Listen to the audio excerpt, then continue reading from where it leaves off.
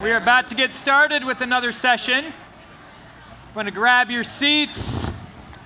Come on down to the waist to wear session. I think you're going to love this. I am so excited to be able to MC it, but I think you're really going to love the folks you're going to hear from today. So, welcome. My name is Brad Garmon. I run something called the Michigan Outdoor Recreation Industry Office, based in Michigan, as you would guess. And really, this has been a dream for a while, this Midwest Outdoors Day here at Austin with the Midwest House team.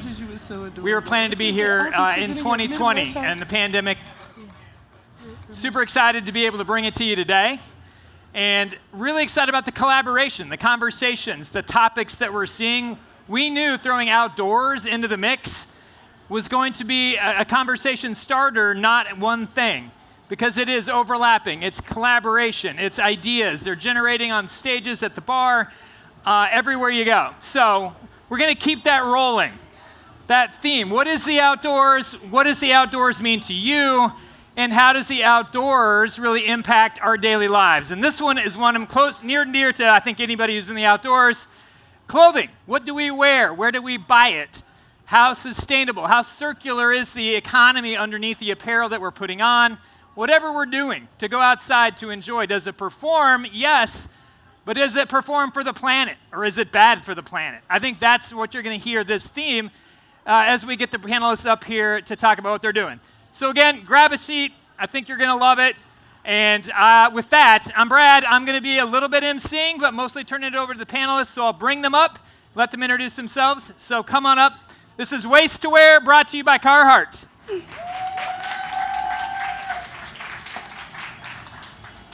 And I should give a little plug. Carhartt is a partner with Midwest House, and me in the office has been in Michigan since 1885. A lot of people don't realize Carhartt was born in Michigan, in Dearborn, and is still there, headquartered, brand design, everything else. So we're grateful to them support to get us out here on stage. So I'm going to sit down and turn it over to the panelists. Madeline will start, and we'll just go down the line, introduce yourself, what brings you to this conversation, and waist to wear as the theme. Take it away. Hi, everybody. My name is Madeline Miller. I am the founder of NexTiles. We are a Detroit-based textile recycling company specializing in assisting manufacturers with diverting their waste from landfill. Hi, everyone. My name is Caine, and I am the co-founder of Mive Labs. We are a resilient circular consultancy based in Columbus, Ohio. Yeah, and I'm Mica Caine, and I'm the other half, the other co-founder of Mive Labs, and really excited for this conversation today. Perfect, thanks. And I'm going to let them dive a little bit deeper because, as again, waist to wear, you're all wearing clothing. Thank goodness you're all wearing clothing. We're grateful. But that's what we are here to talk about, and really thinking about it circularly. So let's start with that. Just talk a little bit about what you bring to the table, your background, your history, and why you care about textiles, apparel, and the circular economy. Sure. Well, my background is in environmental science. I studied environmental science in undergrad, and as a part of my graduate studies, transitioned to the University of Miami, where I studied marine plastics, and previously had no background in that space and worked just to understand the types of materials that were plaguing our water bodies. And as a part of that, I started to familiarize myself with the major contributing industries, which were fashion and automotive. And so towards the close of that program, I took an internship at a New York-based textile recycler and really started to understand the magnitude of our waste issue and the number of companies that were sending their waste directly to landfill. This was just before the onset of the COVID-19 pandemic, so transitioning to Detroit for a break and to understand what was happening in the world gave me an opportunity to brainstorm ideas for diverting waste from landfill and to start NexTiles. Yeah, so Mive Labs had a very interesting start. So we actually started as an international fashion marketplace. So we're a made-to-measure fashion marketplace that essentially, through 2 pictures, we got over 170 measurements of each of our shoppers, or all of our shoppers' bodies, and allowing them to order garments made from independent designers so they can make them bespoke to them. So at the start, our mission was to pretty much find and collaborate with independent designers that shared our mission and our passion for slow and ethical fashion, and bring a size-inclusive experience to those customers looking to buy sustainably. So we were doing that for about a year and not making much money. And we found that what we were really passionate about is like ecosystem-wide collaboration with different city stakeholders, and how do we bring like more larger scaled impact to the industry, and fight like the very linear buy, use, waste kind of production relationship in fashion today.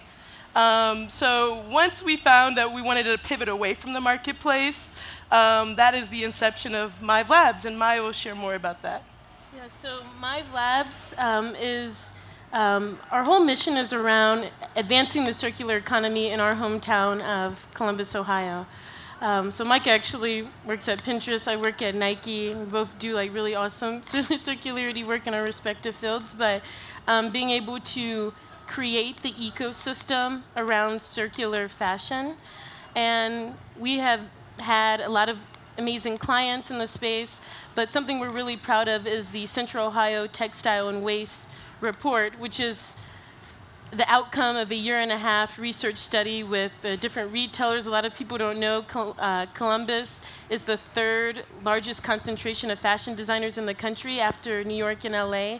So we have a lot of huge retail presence, Victoria's Secret, Abercrombie & Fitch, Express, can go on. Talking to them, talking to the commercial and public uniform organizations. There's so many different waste generators on textiles, specifically in Central Ohio. So we're able to lead that initiative, and it was very eye-opening to learn about the lack of solutions. We wish there was a NexTiles in Columbus, Ohio, because there's so much waste going into our landfill in Central Ohio. So we started off with this research body and just been helping organizations build solutions to make more circular fashion practices. That's awesome. And feel free to prompt, follow up on others' comments and things. But I want to pause there for a second, too, because I think that blew my mind. I studied this report a little bit, and I will tell you it's worth the time to dig in. And I think this is Midwest House. We want to think about what are the pros and cons of Midwest. That was mind-blowing to me, that the second largest number of fashion designers is in Columbus. We do a lot of work in Detroit as well around fashion and the fashion industry. But it is truly, it's a supply chain thing. So the clothes you wear come from a lot of places. The content in them is sourced in various places. So that's one piece of the equation. The other piece in the Midwest that I think a lot of people might know less about, I probably know more than I should, but the landfill question. So the Midwest, on the negative side, is also a concentration for waste. Can you talk a little bit about that and what it's like to try to figure out this policy solution between the demand for recycled content and the demand for where to put our waste that the Midwest is dealing with? So another thing people do not know about the Midwest, we are the largest destination for textile waste in the United States. So waste imports, our whole country is about 15 years away from hitting landfill capacity, so unless we build new landfills, we will have nowhere to house waste in the United States. So it's really interesting when we think about the Midwest, Columbus specifically, as this fashion hub, but how can we be a leader in building the circular economy and decreasing waste? Michigan is #1 for waste imports. Yay. Ohio is #5. Boo. And it's interesting because us being situated in the middle of the country, a lot of the northeastern states have already hit landfill capacity. So they are now shipping to Michigan, Ohio, because we are not that far away, and also our tipping fee is some of the lowest in the country. I was actually shocked to find out that it costs only around $30 a ton to dispose of items in our local landfill. So it's a huge issue, and I think that not only is it an ecological issue, there's a huge economic benefit for us to build solutions and innovations around waste, because it's all being sent to us. So that's really exciting opportunity to be able to combat the overwhelming amount of waste that's hitting our landfills, but also driving economic impact. Oh, just going to riff on that for a second. I grew up actually not in Michigan or the Midwest, a sort of Kansas-Colorado border, but I skied a lot out there, and it was a shock to me to realize that Michigan makes really use of its landfills by making them so high you can ski on them. So we have ski hills built of trash. So I would much rather find sustainable solutions, right? Like, so that's the theme of this. Do you want to talk a little bit as a group? I'm just kind of curious, your expertise in this area. What are the biggest opportunities, maybe biggest hurdles you're seeing in your work today to bring those things together, to make the connections happen?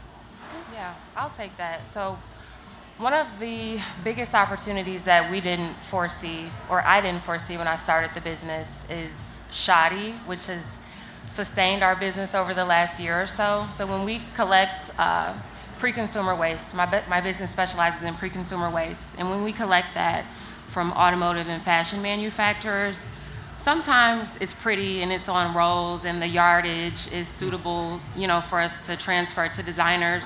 But a lot of times the pieces are really small scraps. And so one of the biggest milestones in my business journey has been securing an industrial shredder that allows us to process our materials into usable products. And shoddy has been our savior. So we utilize shoddy. We sell it to our customers for pet bed, punching bag, outerwear, pillow and furniture stuffing applications. And it's really allowed us to pivot to serve different industries than we envisioned servicing to begin with. The product that we're most passionate about and working to bring to market in 2024 is a building insulation product that will use recycled content. It'll be low cost, and it'll really assist in addressing the energy burden, especially for resource-constrained Detroiters and people living in other cities where the housing stock is really old and the structures are in need of new building insulation. And so those two products have been a really exciting, they've provided us with a path forward and been really exciting to manufacture.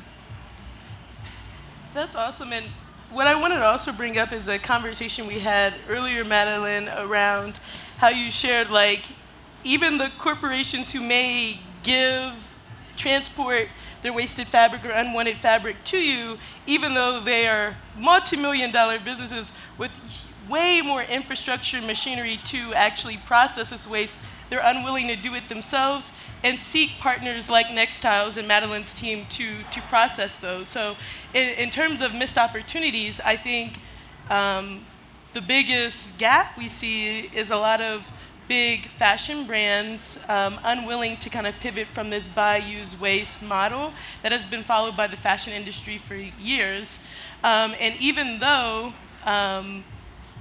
essentially building a more circular business model and what we like to call it is waste as a resource, thinking of the end of life of garments before you even start designing them. With that lacking from the industry, there's a huge sunk cost in the production of new fibers and just production of new clothing. So when these big manufacturers or retailers are unwilling to use post-consumer waste as feedstock to their own processes, we're seeing a lot of textile being landing in the landfill, but also just huge gaps in terms of the consumers who want and seek more ethical, mindful, produced clothing. And something we always talk about, the recycling and the downcycling of textiles should be the last option. So Madeline was talking about there's so much materials out there that could be used by designers, they can be used and reclaimed in the supply chains of some of your clients, but it's unwilling to do that. And not until these retailers or manufacturers think about making money outside of just the first sell of the garment, but actually with the longevity of a garment, thinking about reselling, rentals, and constantly having a retailer make money off of that slice of pie, is where we can start seeing systemic change.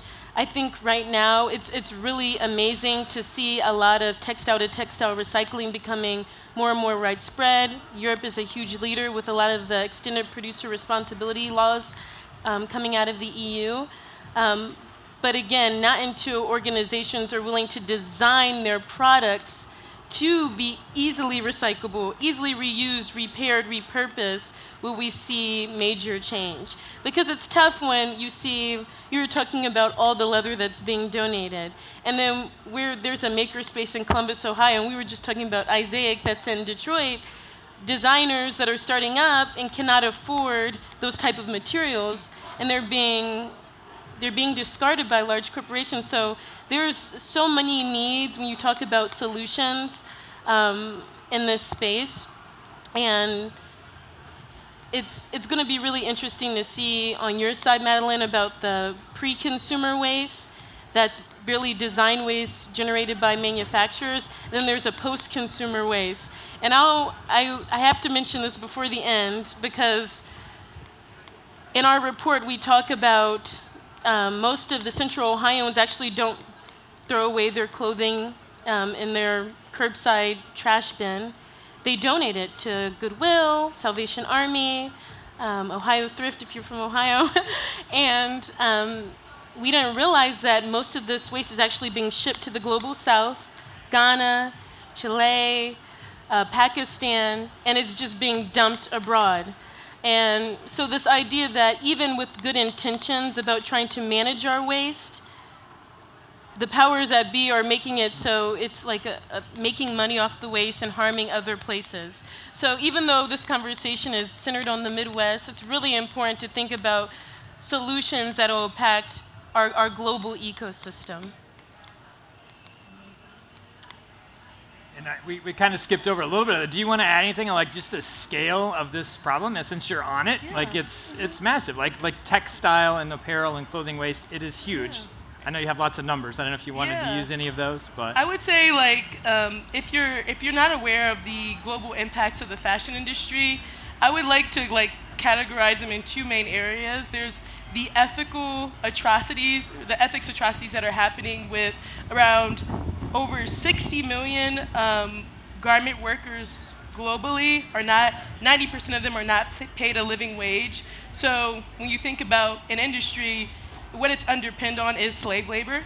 A lot of in these factories, you see a lot of abuse towards these mostly women workers.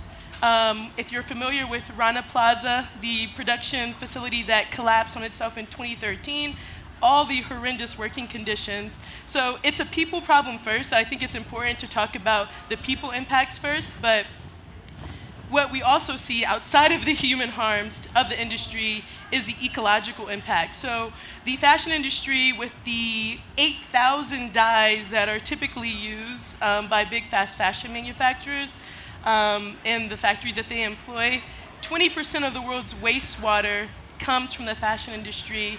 About 10% of global emissions, carbon emissions, are coming from the industry, and that's more than I think all of U.S. flights from the U.S. internationally, as well as maritime shipping. That carbon emissions output is more than those two industries combined, as well as we talked about landfills, right? And how textiles are not being diverted to people that need them, diverting clothes to people that need them, but really landing in, one, a landfill which produces methane.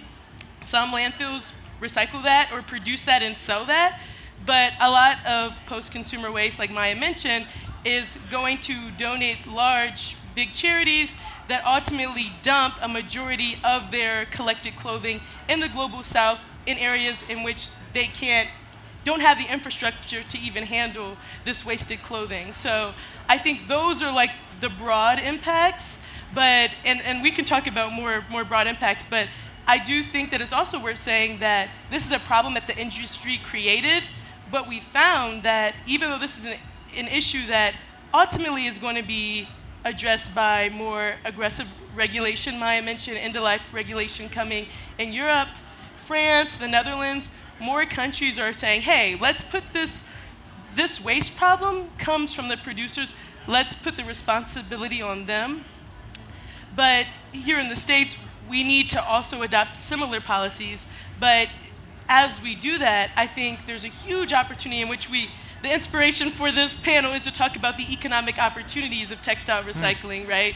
It's a huge problem, but cities are in the best position, I think, to handle it, and especially Midwestern cities, as we talk about how a lot of waste from the East Coast is being dumped here. So we'd love to also talk about like the unique like economic development opportunities, workforce development, as well. So if you don't mind me asking a question, I want to ask a question of Madeline. Could you talk a little bit more about your experience of finding waste and like the partners who sell or give, I guess, supply the feedstock for your process, and what does that look like, and how easy it is to manage those relationships?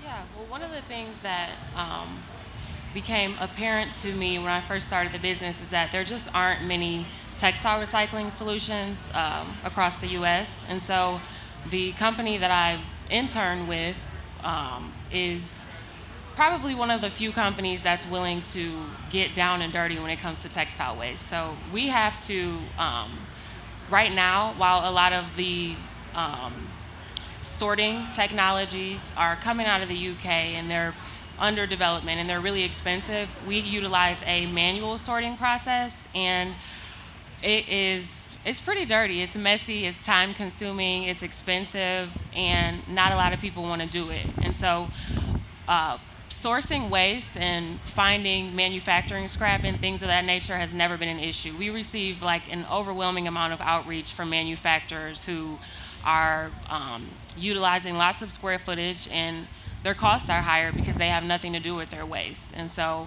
when we launched our website, our info site went crazy. People were telling us that they had been for years searching for a company like ours. The most exciting partnerships to me, especially as a Detroit native, growing up in a city with such a rich manufacturing history, have been the automotive partnerships that we've been able to secure.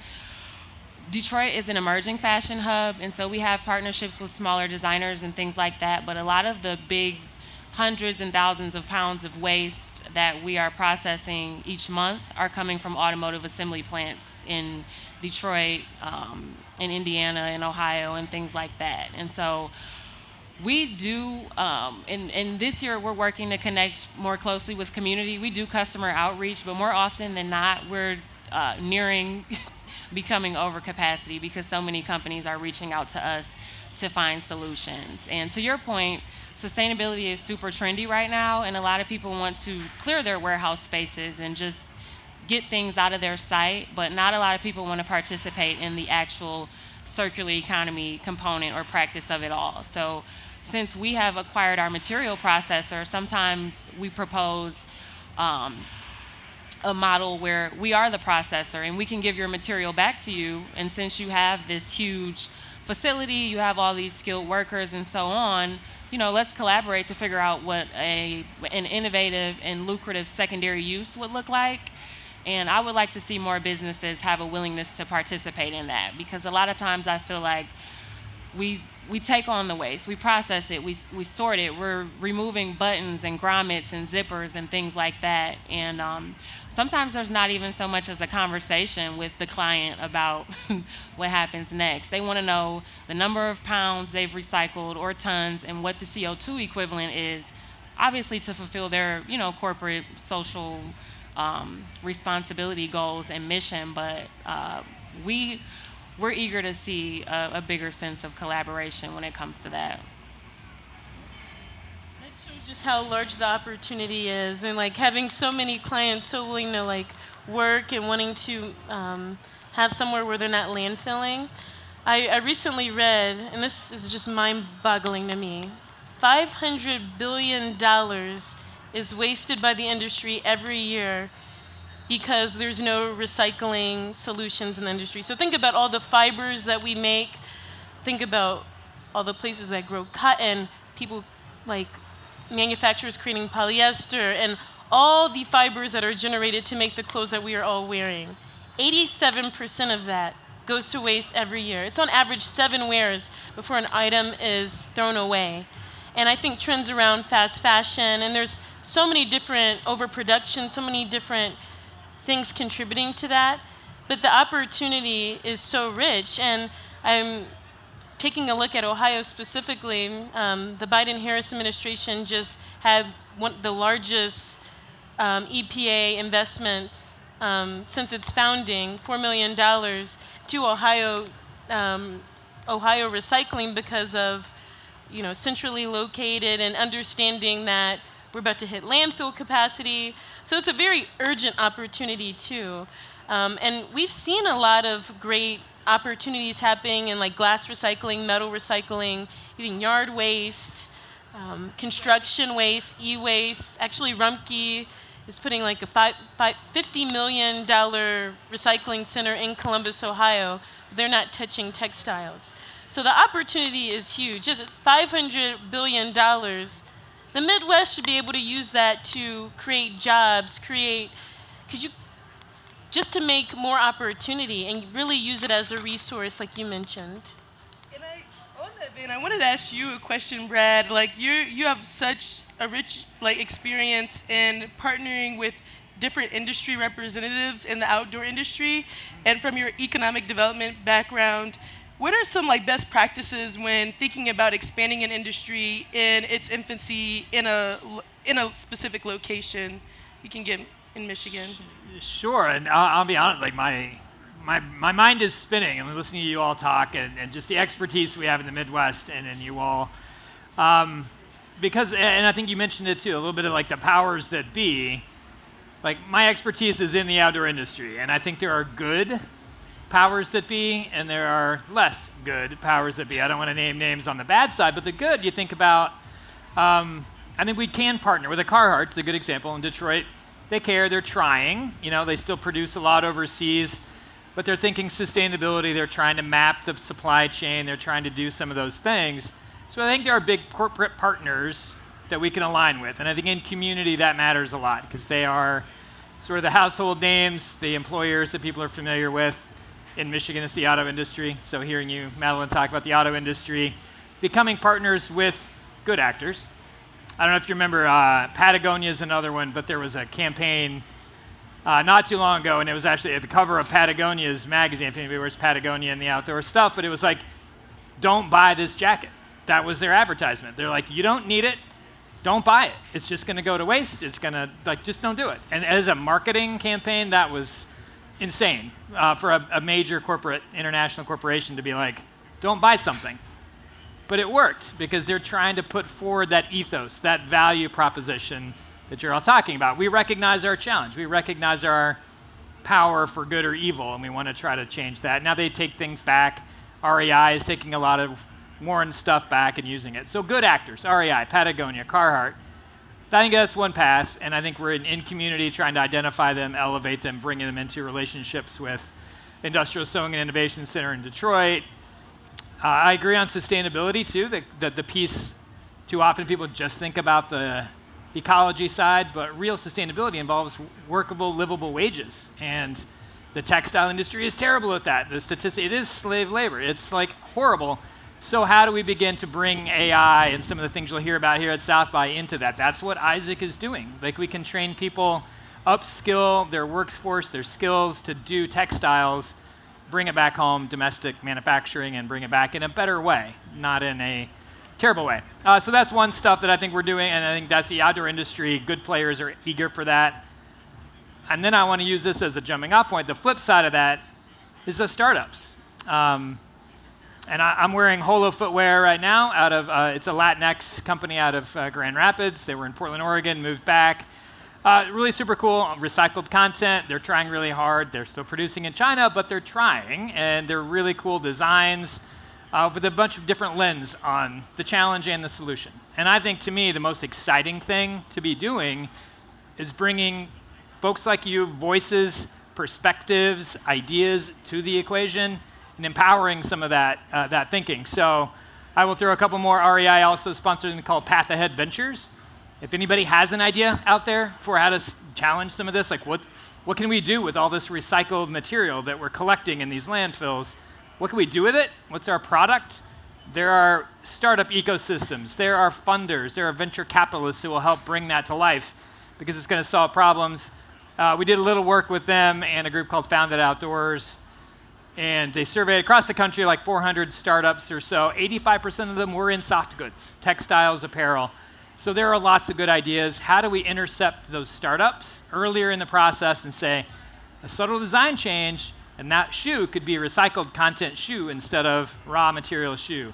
And that's an intersection point that I think a lot more of the venture capitalists in the room, the startup systems ought to be thinking about that. So those to me are best practices that I would love to see more folks with money coming to the table to talk to you all about some of those things. Absolutely.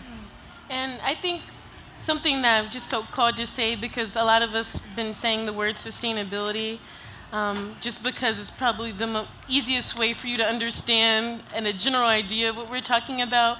But honestly, I would really challenge everyone here to really get specific. And I think that's been a lot of our challenge. We talk about the greenwashing.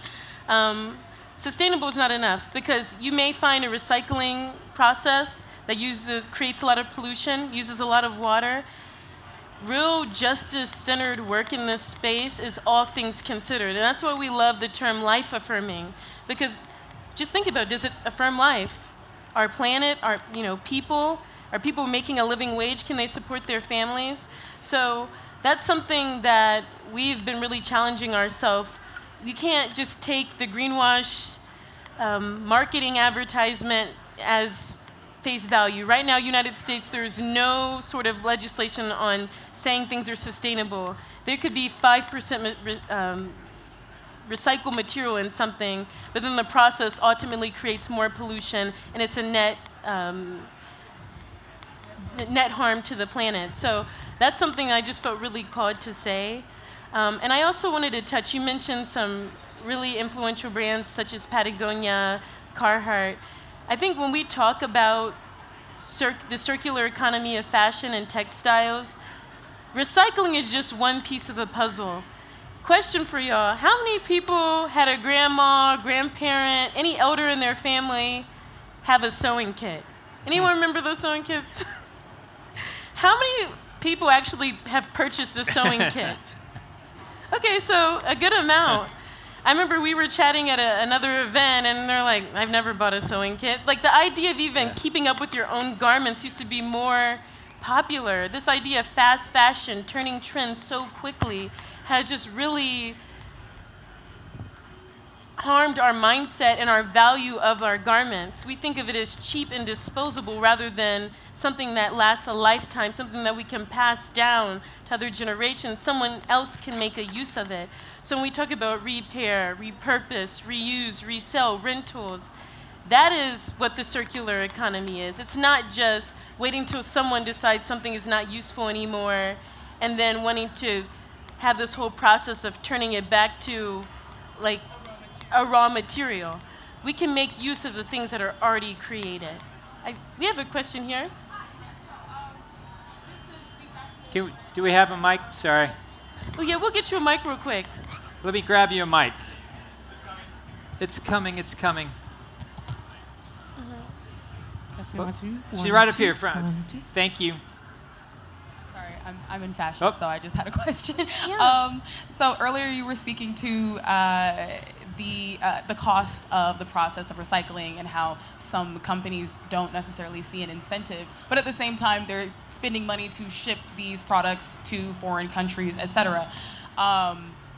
I know that the process of recycling is expensive. However, is there a way that we could increase the incentive for these companies, like if it was profit, financial, whatever, increase incentive for them to recycle and take advantage of the millions or billions of dollars they're missing out on? Like, what in those companies' mind is the disconnect between we can make profit versus just dump it? Like, what is that, I think just top of mind, I think the biggest kind of barrier right now is it requires a little bit of upfront capital investment that I think the retail industry since the pandemic, COVID-19, is a bit just unwilling to make in this time because of a very short-sighted retail strategy, in my opinion.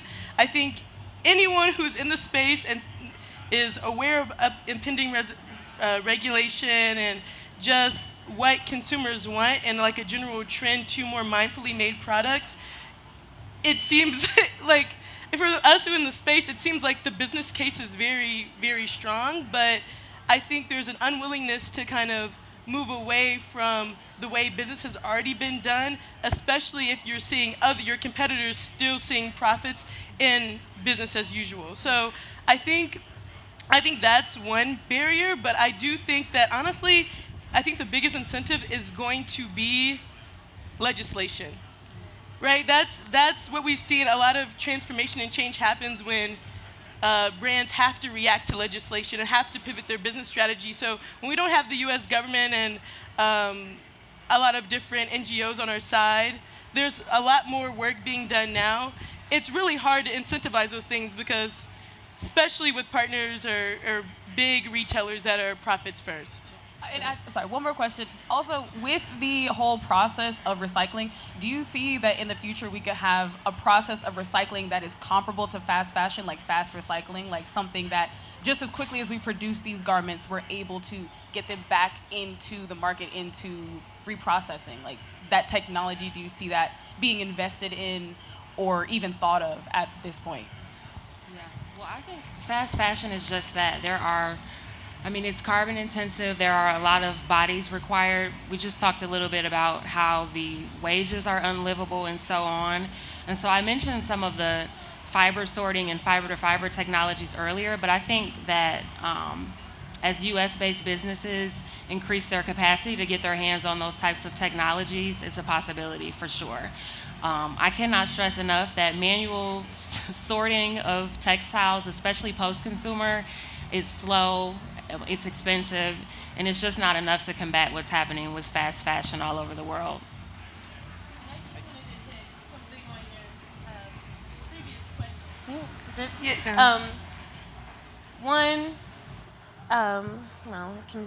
Yeah. So in terms of like the speed of things, honestly, we see ChatGPT writing cover letters.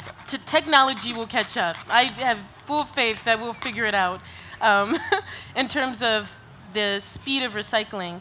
But kind of going back to your question, and Mica hit your first question, and Mica hit on it around seeing legislation. Honestly, it's less about the incentives and getting like rewarding companies, or it's more so like tapping them on a wrist and like giving them boundaries. We saw Massachusetts, they've banned companies and residents to throw away clothing. And so now textile recyclers are going there because no one can throw it away, and that's actually increasing the speed of textile adoption. In Europe, they're actually making corporations pay for how much, like a pound for pound, how much waste they are creating. So honestly, I think that's going to move the needle more than anything. Yes, punishment. Because we think about it in food, we always make the food comparison. Until the FDA, until you put regulations on how you can create food, what goes into our bodies, till it actually became like safe for people. And even then, the United States can do a lot more work there. So I always try to think about it in that way. Get another. We got one question here in the back row. Go ahead, Brett. Yep. And in the meantime, I was just going to add too. Like I've been cataloging some of the amazing numbers being thrown around, but like you think about how cheap it is to dump stuff now. Was it $30 a ton of waste? The industry's already, was it $500 billion? They're just like letting go of because they can still make money at it. Mm-hmm. So there are these there's institutionalized stuff that I agree. Like it sounds like that's a policy thing. Like we're allowing them, we're paying and allowing them to dump that on us. And now we've got ski hills made out of trash. And so like a lot of this has to come together for a circular economy to actually work. So love the brain power being applied to it. Go ahead. Hi, yeah, I'm just curious, along the supply chain, what's the largest point for preventable waste? Is what you guys are talking about, this is all in the manufacturing process, like upstream?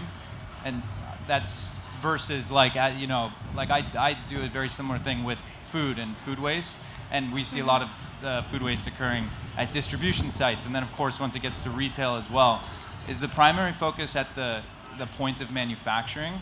And then I guess my second part of the question is then what's the problem? Is it overproduction? Is it byproduct that you guys are talking about? Or is it a supply and demand mismatch? Like why is there so much going to waste? I think the issue is overproduction and overconsumption. So 30% of all newly made clothing items are wasted in the same season. So producers, retailers, they're creating and selling way more than what it's actually demanded, and a lot of these retailers have huge marketing budgets, which they're trying to get people to consume more, buy new for every outfit, things like that. So it's definitely an overproduction and marketing overconsumption problem. And I think that's really what the heart of it is. So ultimately, a lot of people ask, like, how do you know something is a fast fashion brand? Well, typically, if the company is producing thousands upon thousands of units, typically you know that company is not taking a more mindful approach, because as Maya mentioned this earlier, slow everything is healthier. Slow fashion, slow food, right? Slow and local really speaks to the health of any system if you assess any system. So I think that when you're producing an enormous amount of clothes at a ridiculous scale overseas, it's inherently not sustainable. So to reel it back in, yes, I think it's an overproduction, overconsumption problem. And I think, and I'll just add to that, I mean, and then really to the root of it, it's companies can't make money outside of just the first sale of the garment.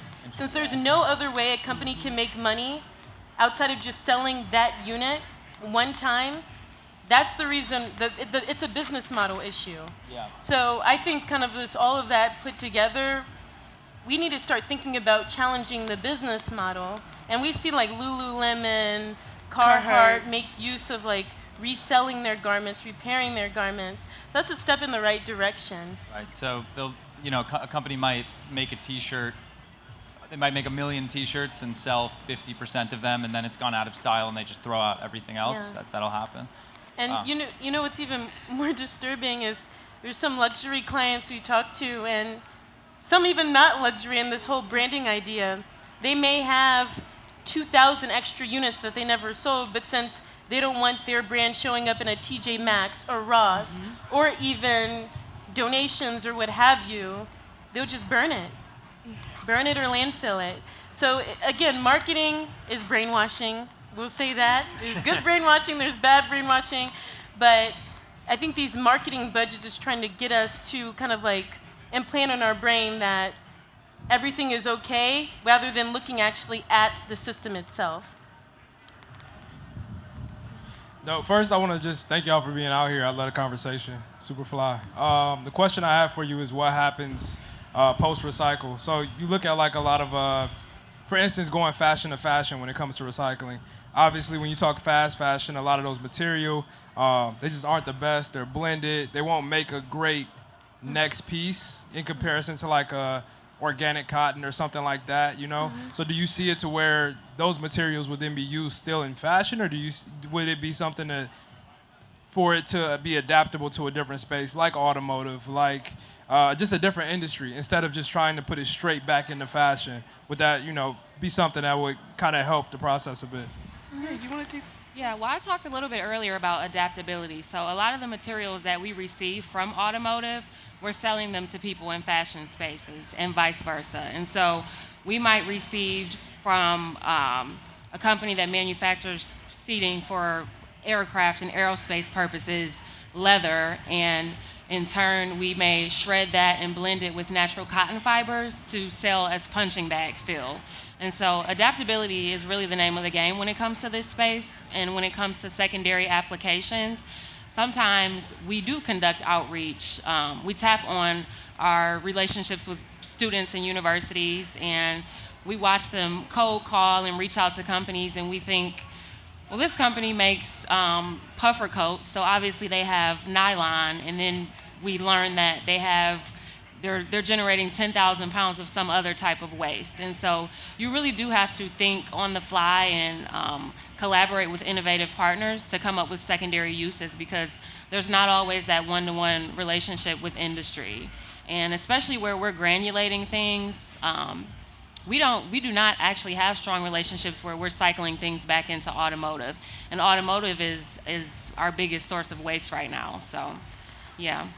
And I wanted to add, less than 1% of recycled textiles go back into creating other textiles. So like this whole downcycling market, it's really powerful because you're utilizing this waste stream.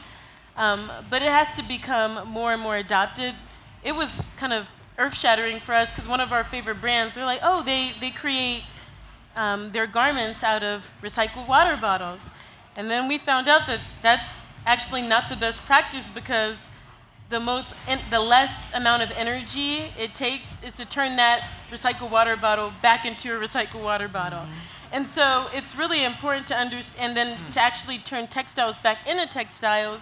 That is actually the most energy efficient process. So that's a really great question, because I think we hear a lot about materials going into other products, but it's really great to understand when I talk about getting more specific about sustainability, like what is the process of recycling? Yep, got a microphone behind you. Hi, everyone. My name is Samia Malik. Thank you for having this discussion. I love your fit right here. And I was just wondering, as a consumer, do you have any advice for us on how we can implement sustainable practices when it comes to shopping, clearing your closet, and things like that? Yeah, I love answering this question just because I feel like personally, like just my quick anecdote about me, I used to work in consulting, and I think that I found my sense of fashion once I stopped dressing business casual. Like, I wasn't shopping at the Zaras and H&Ms of the world just because I felt like, oh, I have autonomy over my own wardrobe now. So I would say, like, what a big thing, like I always tell folks, is like, just the most sustainable like fashion decision you can make is wearing something in your own closet. So be creative, like Maya mentioned, repairing. A lot of times, like, which we kind of got away from, like from our ancestors, we used to get those jeans repaired, right? Yeah. Now I think it's more common to discard those and buy a new pair. So thinking of like extending the use of your current garments, buying secondhand, something we talk in the Central Ohio Textile and Fashion Waste Report. If you're looking to understand more from an ecosystem, economic perspective, how you can expand the circular economy of textiles, definitely encourage you to give it a read. But buying from buy-sell trade stores, like we talked about T-shirts earlier. A lot of people don't think of like local fashion has almost died in the United States, right? When you think about people in Detroit, people in Columbus, people in LA, they used to have very distinct ways of dressing. And when we think about like these like large retailers, and even when we think about Africa, right, no one would be wearing t-shirt and jeans unless we dumped our waste there. So just tapping into your local fashion ecosystem, it's typically more stylish, typically more sustainable. You're not buying it from across the world, so it's less carbon emissions. And then I would just say, just supporting just independent designers, people you know who make things by hand. Supporting people who, like the solopreneur, like if you have a friend who crochets, like your crochet friend is your best friend. Like support them, right? So because you're not just putting more money in a corporation's budget or, you know, contributing to a millionaire's fortune, but putting money in your friend's pocket. So like I said, local and slow is always like two ideas to really carry when sourcing items for your clothes that's sustainable and healthy and doesn't harm the planet. So that's my advice. And something, and Mica actually organized one. It was really powerful, a clothing swap. A lot of people go to the thrift store secondhand, and which is really great, but we forget that our friends have closets too, and the things that they don't want, we may want. So even organizing that at a larger scale, there was one for Halloween. There was a large Halloween, you can imagine all the costumes and you wearing it one time, why would you buy something new? We all traded Halloween costumes. Like I randomly had like an Ash Ketchum hat. Okay, you got Ash for this Halloween. Like it's just a really like a local and slow process that can help as well. I can answer that. When I was previously working at a recycler, somebody told me to buy higher quality pieces to complement your wardrobe that will last you longer. And at the time, I'm like, I don't have any money to buy high quality pieces, but it really has made a difference in my wardrobe. I know we all graduated from undergrad at the same time, so we really were deep into the Forever 21, H&M, buy an outfit for one event culture. And some of those pieces have lasted me, but I really do try to make it a point to round out my neutrals, my business casual, and these other categories of my wardrobe such that I can add to them and accessorize, but I'm not constantly buying pieces. Clothing swaps are another cool idea. And then one of the reasons that we're working so hard to build out our retail arm is that a lot of times, to your point, companies who don't want their proprietary materials showing up in TJ Maxx and things like that, they send us full garments, beautiful, high-quality gowns that are several hundreds of dollars on shelves. And so reaching back and thrifting and really taking advantage of what our wardrobes look like and building on them as opposed to buying into fast fashion, it really is going to change the game. I think we got a really cool idea for next year, Midwest House. They clothing swap, the outdoor clothing swap happening here. Bring your stuff. We'll do a fashion show afterwards. It'll be amazing. We're getting the sign, so I'll give everybody like a little bit of wrap on the stage. So much. Thank you. This has been amazing. Any last words for each of you, and then we'll wrap up? Yeah, I just want to say thank you, everyone, for being here. Like I said, we're Mive Lab, so check us out on Instagram, LinkedIn, Facebook, and please, if you can give the Central Ohio Textile and Fashion Waste Report a read, a download, a lot of information there if you're wanting to collaborate and just continue to support the circular economy of textiles, especially in Ohio, especially in the Midwest. And I will also plug, Mike and I do circular design workshops. Companies wanting to adopt more circular practices, we work with universities. So if you ever want someone to come in and be a partner, we got you covered. Yeah, and I'm the founder of NexTiles again. If you're a creative, we always have cotton, leather, and all sorts of other materials that you can utilize for designs, art installations. We're launching our online shoddy shop next week for granulated materials. Yeah, and hopefully launching our building installation material this year. Awesome. Thank you so much, Mica, Maya, Madeline will be around. That's Midwest House. What we do, mingle. Come and talk to them afterwards. Thank you again. Thank you, Brad. Thank you.